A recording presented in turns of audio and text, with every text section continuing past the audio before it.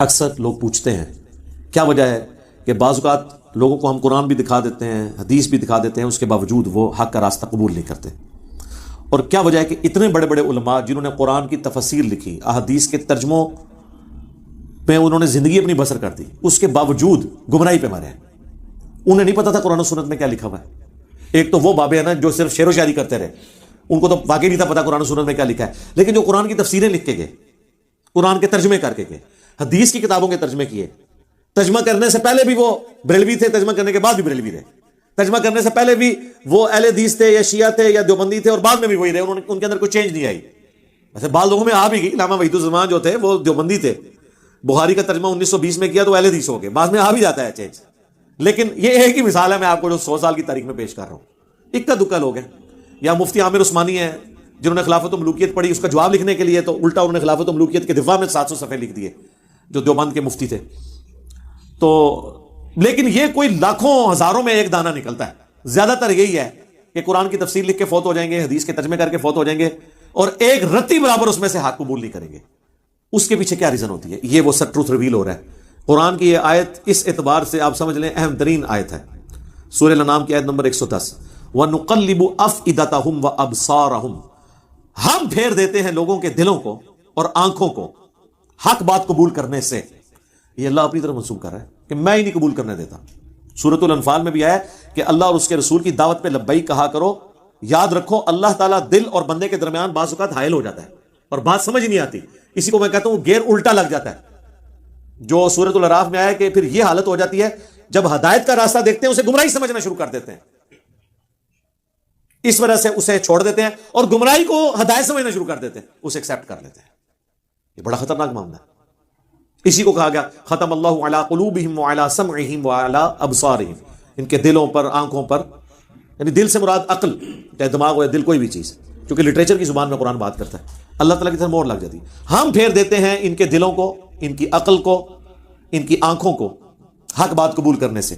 کما لم یؤمنوا بہ اول مرہ، جس طرح انہوں نے بھی تو حق قبول کرنے سے انکار کر دیا تھا جب پہلی دفعہ انہیں یہ پتا چل گیا تھا کہ یہ بات ٹھیک ہے. ایسے ہو جاتا ہے. میرا خیال ہے اس کی نمائندہ مثال ابو جہل ہے. اسے بالکل صحیح سمجھ آ گئی تھی کہ یہ کیا ہونے جا رہا ہے. خالد بن ولید کا باپ ولید بن مغیرہ، اسے بالکل سمجھ آ گئی تھی کہ یار یہ عام انسان نہیں ہے، یہ کلام عام کلام نہیں ہے. پھر بھی اس نے حق قبول نہیں کیا. اس لیے اللہ کا اتنا غصہ ہے قرآن میں اس کے اوپر. تو اللہ تعالیٰ فرما رہا ہے کہ جب پہلی دفعہ کسی کو بات سمجھ آ جائے اس کے باوجود وہ ہٹ درمی کرتا ہے نا، پھر اللہ تعالیٰ سے بات سمجھ ہی نہیں لگنے دیتا. اچھا یہ اب اللہ کا فیصلہ ہے. بعض اوقات اللہ تعالیٰ کسی کو ڈھیل بھی دے دیتا ہے. اب یہ اللہ کا فیصلہ ہے کسے اس نے ڈھیل دینی ہے، دوبارہ چانس دینا ہے، اور کس کو پہلی دفعہ میں پکڑ لینا ہے. یہ مولوی تو سارے جکڑے گئے ہیں پہلی دفعہ میں نے دیکھا ہے. اس کی وجہ یہ ہے کہ انہیں بالکل صحیح بات سمجھ آ گئی ہوتی ہے. عام آدمی کو تو پھر بھی کوئی نہ کوئی ایمبیگوٹی رہ جاتی ہے، کوئی بالکل دھندلی سی تصویر آتی ہے، وہ بیچارہ پھر سوچتا رہتا ہے کرتے کرتے.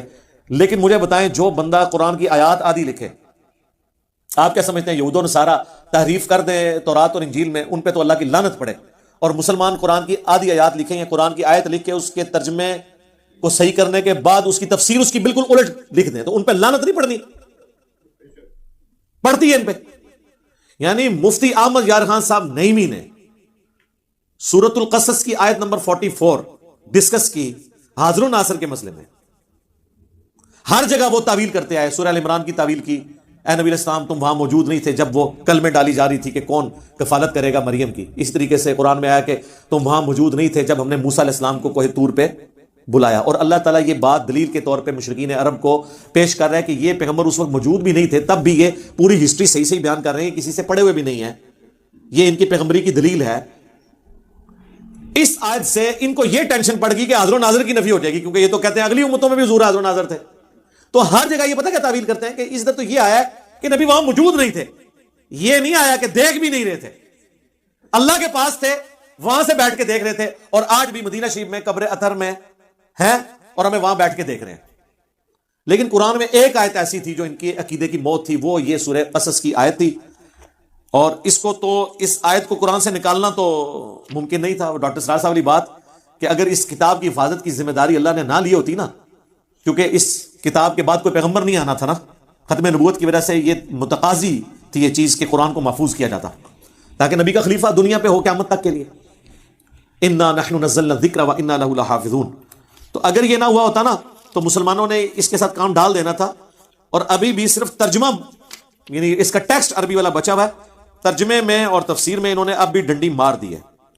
اور اس کی پریکٹیکل مثال وہ لکھتے ہیں وما کنت بجانب الغربی، اور اے نبی آپ وہ مغربی جانب نہیں تھے اس کوہ طور کی، اذ قضینا الی موسی الامر، جب ہم نے موسیٰ علیہ السلام کے اوپر وحی کی، آپ وہاں موجود نہیں تھے. باقی بھی ہر جگہ یہ آتا ہے نبی تم وہاں موجود نہیں تھے. یہ کہتے ہیں یہ حاضر کی نفی ہے، ناظر کی نہیں. حاضر کہتے ہیں موجود ہونے والا، ناظر جو دیکھ رہا ہو. مفتی احمد خان نعیمی صاحب نے یہ آیت یاد ہی لکھی اور کہا کہ اس میں یہ لکھا ہوا کہ آپ موجود نہیں تھے، یہ تو نہیں لکھا ہوا کہ دیکھ نہیں رہے تھے. سر لکھا ہوا ہے وما کنت من الشاہدین، اور نہ آپ گواہوں میں شامل تھے، نہ آپ دیکھ رہے تھے. شاہد کا ترجمہ انہوں نے حاضر و ناظر کیا ہے. یہاں آیا نہ آپ حاضر تھے، وما کنت بجانب الغربی، نہ وہاں موجود تھے، حاضر تھے، وما کنت من الشاہدین، نہ آپ وہاں پہ گواہ تھے. اس نے کیا کیا؟ آدھی آیت لکھے نا اور کہا اس میں تو ہے کہ آپ وہاں موجود نہیں تھے. یہ تو نہیں لکھا تھا کہ آپ وہاں شاہد بھی نہیں تھے، آپ دیکھ بھی نہیں تھے. لکھا ہوا ہے.